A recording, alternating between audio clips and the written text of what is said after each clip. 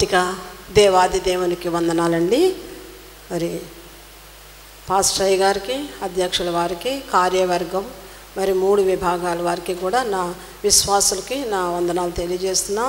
నేను గొప్ప వివరించే వ్యక్తిని కాదు, కానీ మరి దేవుడిచ్చిన ఆయుష్ 70 సంవత్సరములు, అధిక బలమున్న 80 సంవత్సరాలు అన్నారు.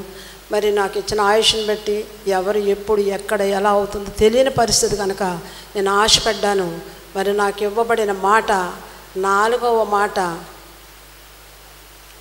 దాన్ని ధ్యానించుకుందామండి.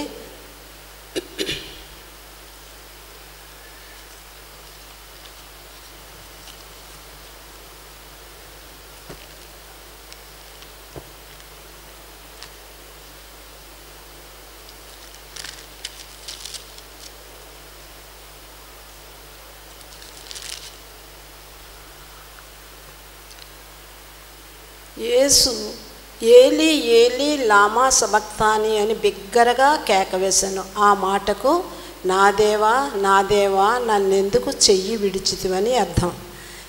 యేసుప్రభువారు ఉదయం 9 గంటల నుండి మరి వీధులలో సిలువ మోసుకొని మరి జనాంగంతో బాధలు పడుతూ మరి 12 గంటల వరకు ఆయన తిప్పుతూనే ఉన్నారు. కొరడాలతో కొడుతూ తిడుతూ ముఖం మీద ఉమ్మి వేసి ఎన్నో బాధలకు గురి చేస్తున్నారు.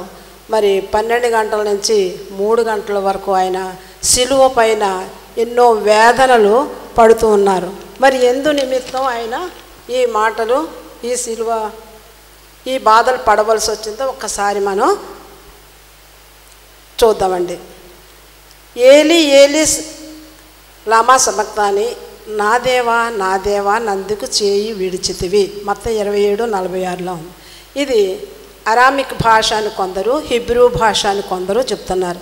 ఏది ఏమైనా నా దేవా నా దేవా నన్నెందుకు చేయి విడిచితివని అర్థం. ఇది మధ్యాహ్నం 12 గంటల నుండి 3 గంటల వరకు అంతు పట్టని అంధకారం అలుముకుంది. బహుశా ప్రకృతి కూడా ఈ దురాఘాతాన్ని చూడలేక, ఇష్టం లేక, ఎందుకంటే సృష్టికర్త అయిన దేవుడే ప్రకృతిలో నిస్సహాయుడు కావడం, అందుకేమో ఈ సృష్టి కూడా మరి ఆమోసు ప్రవక్త చెప్పినట్టు ఆమోసు 8:9లో ఆ దినమున నేను మధ్యాహ్నము సూర్యుని అస్తమింప చేయుదును, పగటి వేళ భూమిని చీకటి కమ్మ చేయుదును.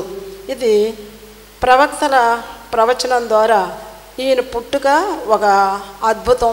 ఆయన పుట్టినప్పుడు ఒక తార వెలిసింది. దాని గురించి మరి శాస్త్రజ్ఞులు, ప్రవక్తలు చెప్పినట్టు ఆ తార వెళ్ళడం. తర్వాత మరి ఇందాక పాస్టర్ గారు చెప్పినట్టు సుమయోను మరి నీతిపరుడైన ఆయన యేసుప్రభువుని చూచి, తల్లిని చూచి హృదయంలోంచి ఖడ్గము దూసుకుపోతుందని చెప్పారు. ఆయన పుట్టినప్పుడు దూత యోసేపుకు ప్రత్యక్షమై ఆమె ఒక కుమారుని కడును, తన ప్రజలను వారి పాపముల నుండి ఆయనే రక్షించను కనుక ఆయన యేసు అని పేరు పెట్టుదు. ఇదంతా కూడా మరి ప్రవచన నెరవేర్పు కనుక ఆ దినమున నేను మధ్యాహ్నమున సూర్యుని అస్తమింపచేయుదును, పగటి వేళ భూమికి చీకటి కమ్మ చేయుదు అని ఆమోసు ప్రవక్త 8:9లో చెప్పారు. మరి మానవ రక్షణార్థం లోకానికి వచ్చిన ప్రభువుని ఆయన స్వకీయులే ఆయన్ని అంగీకరించలేదు. ఆయన కూడా ఉన్నవారే, ఆయన చే మేలులు పొందిన వారే ఆయన్ని సిలువ వేయమని మరి మరణానికి అప్పగించారు. శిష్యులు దూరమయ్యారు, మనుషుల చేత విడవబడ్డాడు, దైవం కూడా విడిచినట్టు మనకి ఇక్కడ కనిపిస్తుందండి. మరి ఎందుచేత ఈ విధమైన పరిస్థితి మనకి ప్రభువారికి ఏర్పడింది అంటే, మరి ప్రభువారు ఎందుకు ఈ లోకానికి వచ్చారు? తన ప్రజలను వారి పాపముల నుండి ఆయన రక్షిస్తాడని ముందు ప్రవచన నెరవేర్పు ఉంది కనుక అందుకు ఈయన లోకానికి రావడం జరిగింది. తండ్రి తన కుమారుణ్ణి మనకు పంపించారు. అయితే ఆ కుమారుణ్ణి మనం గుర్తించలేకపోయాం, ఆయన కృప మనం గుర్తించలేకపోయాం. అందుచేత మరి మన పాప పరిహారార్థం నిమిత్తం మనల్ని రక్షించడానికి ఈయన సిలువ మరణానికి అప్పగించబడ్డారు. ఆ సిలువ మరణం ఎలాగుందంటే, ఆయన గాయాల నుండి కారిన రక్తం గడ్డకట్టి రక్తం ప్రసరించడానికి వీలు లేక నరాలపైన నరాలు ఉబ్బిపోతున్నాయి. బాధ తీవ్రతకు చేరుకున్నాడు. ఇదంతా ఒక ఎత్తు అయితే ఒంటరితనం. అందరూ ఆయన విడిచిపెట్టారు, స్వకీయులు విడిచిపెట్టారు, తన వాళ్ళందరూ శిష్యులు విడిచిపెట్టారు. ఈ బాధని పాల్ టిల్లిక్ అనే వేదాంతి ఏమన్నాడంటే, ఇదే త్రుంచివేయబడిన సంబంధం, ఇది వేరుపరచబడిన సంబంధం. అయితే కీర్తన గ్రంథం యెషయా గ్రంథంలో 54:7 ప్రకారం నిమిషం మాత్రము నిన్ను విసర్జించి తిని అన్నాడు. ఒక నిమిషం మాత్రం నిన్ను విసర్జించాను, అయినా తిరిగి ఆయన ఆదుకుంటారు. మానవ పాపభారం దేవుని కుమారుణ్ణి కొద్దిసేపు విసర్జించిన బలంగా ఉంది. మొదటి ఆదాము పాపం చేసి దాగున్నాడు. రెండో ఆదాము మానవుల పాపం కొరకు బాహాటంగా కలువరిగిరిపై తన ప్రాణాన్ని అర్పించాడు.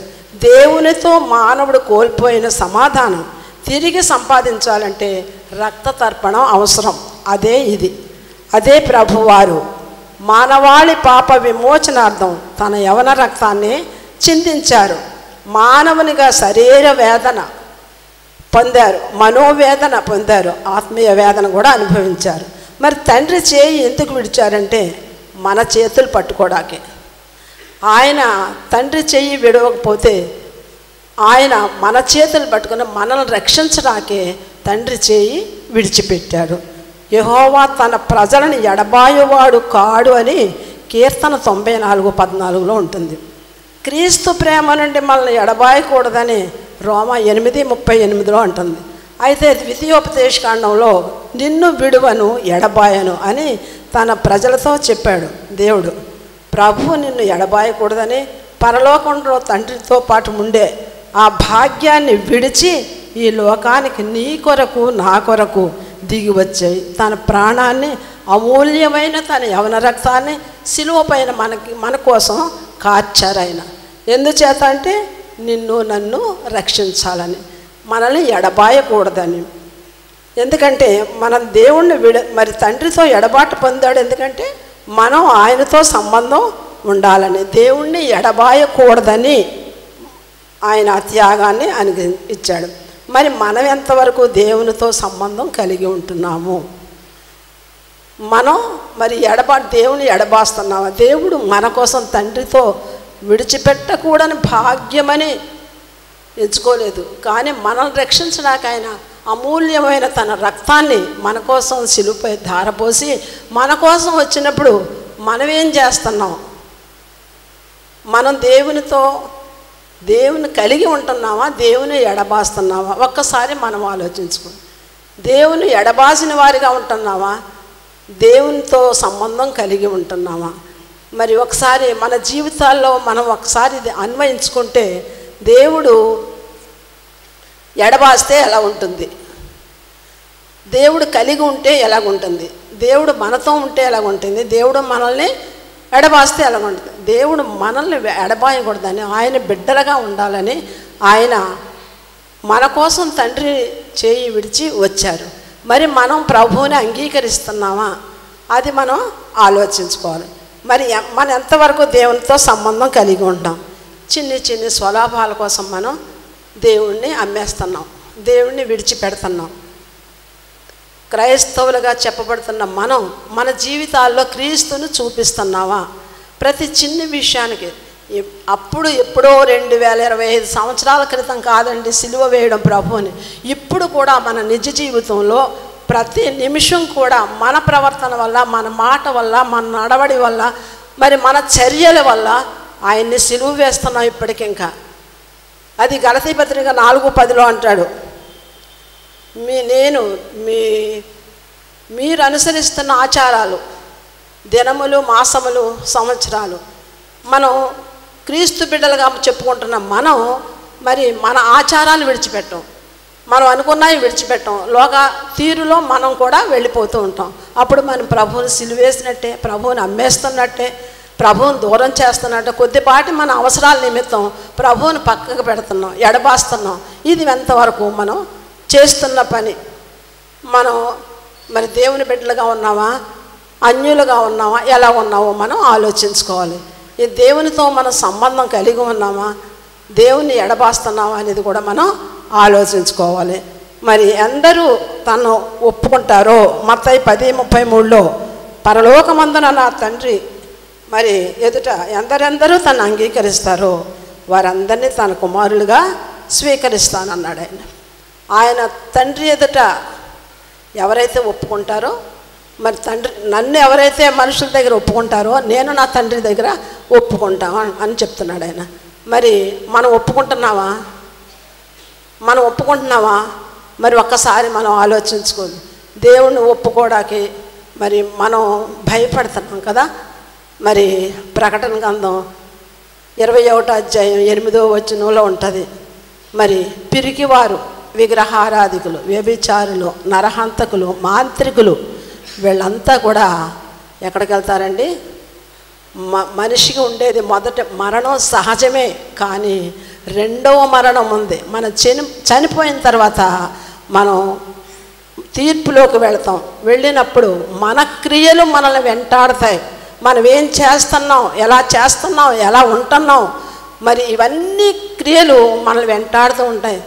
మన కాపరి వారు చెప్పినట్లు మన మాటలు, మన బెంచీలు సాక్ష్యం చెప్తాయట, గోడలు సాక్ష్యం చెప్తాయట, మరి అన్నీ సాక్ష్యం చెప్తాయట. మన బ్రతుకు ఇతరులకు సాక్ష్యార్థంగా ఉందా? మన బ్రతుకులో మన ప్రభువుని చూపిస్తున్నామా? కొంతమంది చాలా తేలిగ్గా చక్కగా ఇచ్చగాలు మాట్లాడతారు. యథార్థం నేను చెప్తున్నాను, మనిషి దగ్గర మనిషి మాట్లాడడం దేవునికి ఇష్టం లేని పని. దేవుణ్ణి కొన్ని విషయాల్లో దేవుని మనం నమ్ముకోవటం కాదు, అమ్మేసుకుంటున్నాం. కనుక మన బ్రతుకుల ద్వారా దేవునికి మహిమకరంగా ఉండాలని దేవుని మరి బిడ్డలుగా చెప్పబడుతున్న మనం దేవుని బిడ్డలుగా మరి పేరుకు చెప్పుకుంటున్నాం, కానీ అలా జీవిస్తున్నామా? ఒక్కసారి మన బ్రతుకులో మనం మరి దేవుడు పరమ తండ్రి కుమారుడు చేయి విడిచిపెట్టాడు. ఎందుకంటే ఆయన తన స్వకీయ కుమారుణ్ణి, ఎంతో ప్రేమ కలిగిన ఆ కుమారుణ్ణి ఎందుకు విడిచిపెట్టాడంటే చెయ్యి మనల్ని రక్షించాలని. మరి మనం రక్షించబడిన మనం, రక్షణ వస్త్రం ధరించుకున్న మనం, మన జీవితాలు ఎలాగున్నాయి? ఏదో ప్రతి సంవత్సరం ఆచరిస్తున్నాం, గుడ్ ఫ్రైడే, ఈస్టర్, క్రిస్మస్ ఇవన్నీ ఆచరిస్తున్నాం. ఈ ఆచారాలుగానే మిగిలిపోతున్నాయా? లేక మరి ప్రభువుని మన పనుల్లో, మన నడవడి ద్వారా, మన మాటల ద్వారా, సమస్త విషయాల ద్వారా దేవుని చూపించగలుగుతున్నావా? దేవుని ఎడబాస్తున్నావా? మన క్రియలను బట్టే దేవుడు మనల్ని ఎడబాస్తాడు. కానీ ఆయన మనం ఆయన్ని ఎడబాస్తున్నాం, ఆయన మనల్ని విడిచిపెట్టలేదు. దేవుడు ఎప్పుడు కూడా విడిచిపెట్టాడు మనల్ని ఎడబాయని దేవుడు. అది ద్వితీయోపదేశకాండంలో మరి ఆయన ఏమంటున్నారంటే, నిన్ను విడువను ఎడబాయను అని తన ప్రజలతో చెప్పాడు ప్రభువారు. మరి ఇప్పుడు ఎప్పుడు కూడా ఎడబాయని దేవుడు మనకున్నాడు. మరి మనం దేవుని బిడ్డలుగా ఏ విధంగా ఉండాలనేది మన దైనందిక జీవితంలో మన పరిస్థితి, మన మరి ప్రయాణం ఎలాగుందో మనం నిర్ణయించుకోవాలి. ఆ విషయంలో మరి దేవుడు మనకి అందరికీ కూడా ఆలోచన కలుగజేసి మన బ్రతుకులు దేవుని వైపు త్రిప్పుకొని, మన బ్రతుకుల్లో ఉన్న బలహీనతలను సరిదిద్దుకొని దేవుని కొరకు జీవించాలని మరి ఈ చిన్న వాక్యం నాకు ఇచ్చిన ఈ విషయాన్ని నేను మీతో పంచుకుంటున్నాను. ఈ విషయంలో చిన్న పాట కూడా ఉన్నదండి. సమయాన్ని నేను ఎక్కువ తీసుకోను, కాపరి వారు అనుమతిస్తే.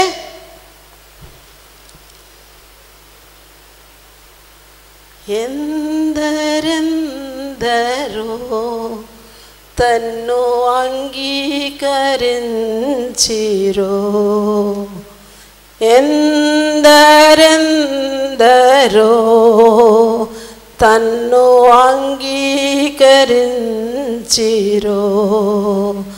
అందరిని దేవుడు తన సూతుల చేసెను, అందరిని దేవుడు తన సూతుల చేసెను, వాక్యమైన దేవుడు వెలుగైన దేవుడు, సత్యుడైన దేవుడు, సశరీరుడాయెను,